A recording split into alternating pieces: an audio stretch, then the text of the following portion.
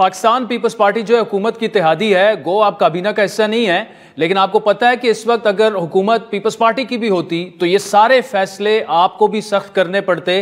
किस हद तक आप मुस्लिम लीग नून की हुकूमत को इन फैसलों पर सपोर्ट करेंगे और किस हद तक आप एक्सपेक्ट कर रहे हैं कि आपको ऑन बोर्ड लिया जाएगा इन फैसलों में?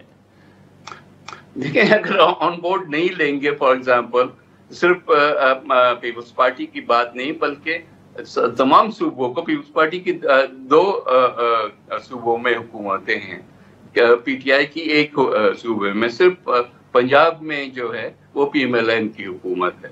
तो अगर आप चाहते हैं कि सूबों को साथ लेके चलें और उनसे भी जो है वो स्ट्रिक्ट डिसिप्लिन कराएं, तो आपको टोटली उनको ऑन बोर्ड रखना पड़ेगा। ये कोई भी नहीं माना, पूरा प्रोग्राम फेल हो सकता है अगर आपने ऐसे कंसेशंस दिए जो कि सूबे जो हैं जिससे कंफर्टेबल नहीं है। तो I think there is need for a greater consultation. और कॉन्सेप्चुअली भी गलत बात है जो कि इस वक्त हो रही है। हुआ ये है कि हमारा जो पूरा कॉन्सेप्ट है वो उसमें एक सीसीआई का एक बहुत बड़ा रोल है।